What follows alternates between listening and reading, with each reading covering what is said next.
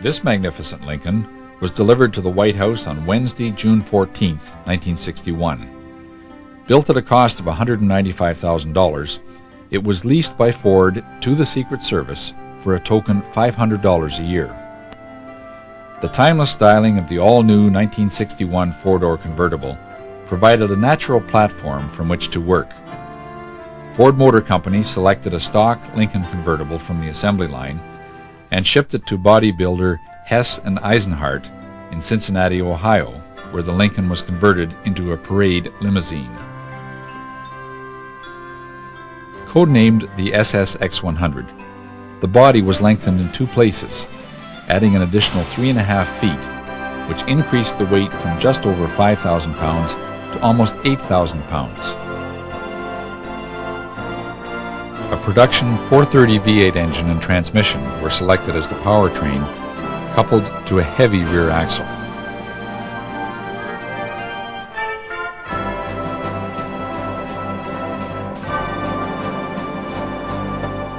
The Lincoln came equipped with a siren located behind the front bumper and a two-way radio communication system.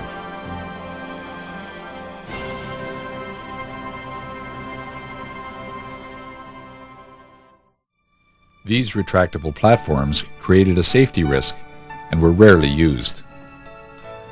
At the request of President Kennedy, the 61 was painted midnight blue. The interior was trimmed in light and dark blue leather, with a dark blue carpet in the rear compartment. To comply with protocol, the car was soon repainted a darker shade of blue, as all previous presidential limousines were black. A unique 6-piece plexiglass bubble top roof was designed to be assembled in several configurations. A vinyl covering was occasionally placed over the bubble top, but this full-size removable hardtop was generally used when the Lincoln was transported by air.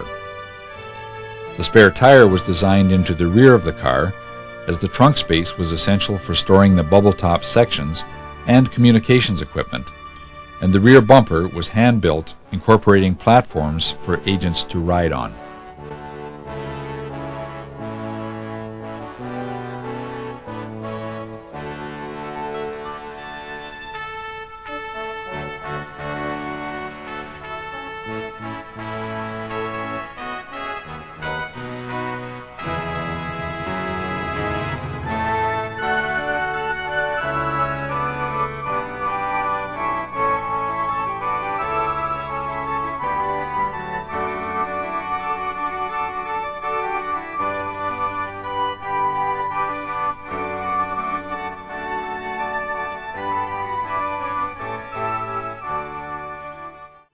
Lap robes with a hand-embroidered presidential seal are tucked into special pockets on each door.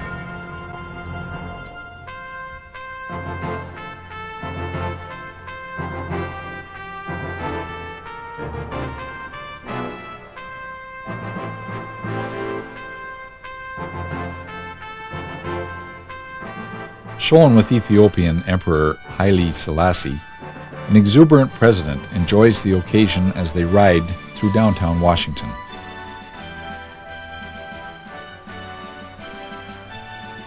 The rear seat was hydraulically controlled and could be raised an additional 10.5 inches, providing greater visibility of the president and state visitors.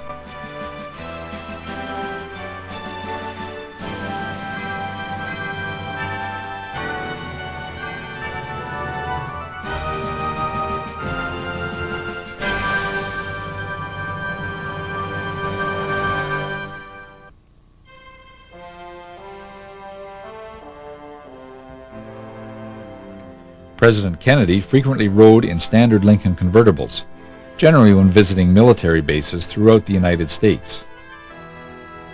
A few cosmetic updates were added the following year. A 1962-style Lincoln grille and the distinctive 1957 Lincoln Premier wheel covers replaced the original Continental Mark II style.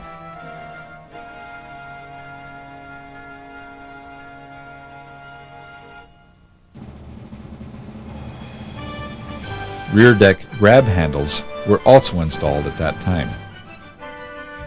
When President Kennedy traveled, the 61 Lincoln and one of the two '56 Cadillac follow-up cars, affectionately codenamed the Queen Mary II, were always shipped together. These cars were usually loaded in a military C-130 cargo plane, which also carried a few spare parts and extra gasoline when traveling abroad. While the President was seen many times riding in this car in Washington, D.C., and throughout the United States, this Lincoln also traveled extensively in Europe.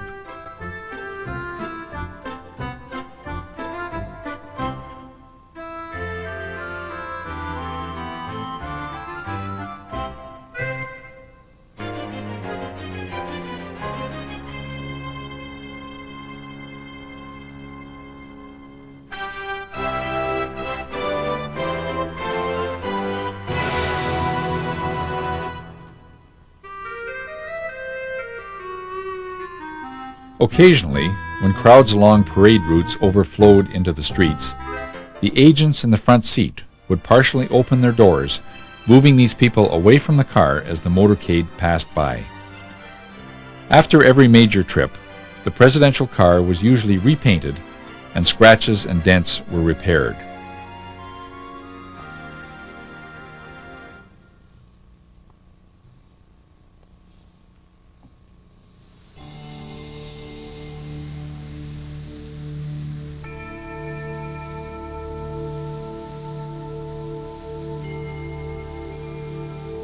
While riding in the '61 Lincoln through the streets of Dallas on Friday, November 22, 1963, several shots were fired as the car proceeded down Elm Street. This was the last occasion a serving president would ride in an open car.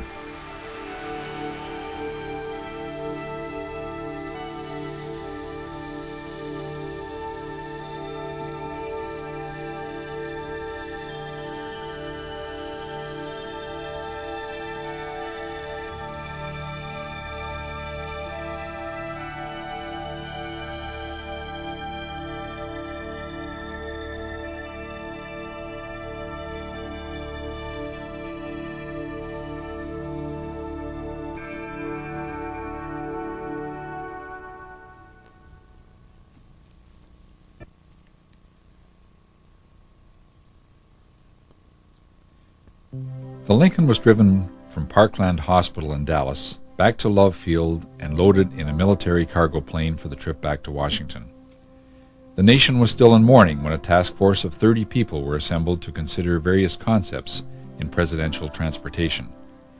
This group was later reduced to 6, representing the Secret Service, the Army Materials Research Center, Pittsburgh Plate Glass, and Hesse-Eisenhardt. Careful consideration was given to all proposals regarding the presidential vehicle, but the most practical was to rebuild the SS X-100, as there wasn't sufficient time to design and build a completely new limousine for President Johnson. Plans were quickly approved by the White House, and the car was returned to Hesse-Eisenhardt on December 12, 1963, where the rebuild was to be completed. There, the Lincoln was completely gutted. Titanium armor plating was installed throughout the entire rear compartment. The rear brake lines were also wrapped in armor wire. A permanent bubble-top roof was installed. To assure adequate rear passenger comfort, a separate air conditioning system was mounted in the luggage compartment, necessitated by the increased glass surface. A new hand-built 430 V8 engine was installed with recalibrated transmission. The engine was assembled with selected components. The compression was increased, intake ports in the cylinder heads and manifold were polished, and a high-flow carburetor and premium ignition components were installed. Dynamometer tests run on the new engine confirmed a 17% increase in horsepower over the original engine. A 100-amp alternator was installed to power the additional electrical equipment. The entire rear compartment was completely retrimmed in blue leather. The adjustable rear seat mechanism was removed because it couldn't be used with the new roof.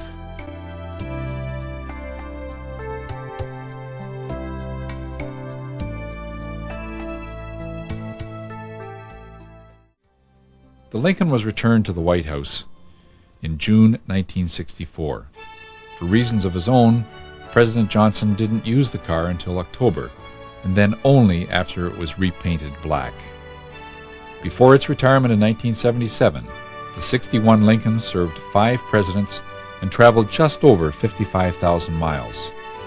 Currently on display in the Henry Ford Museum, it is moving to note that on the anniversary of the assassination, a single rose is placed beside this car, and no one knows from whom.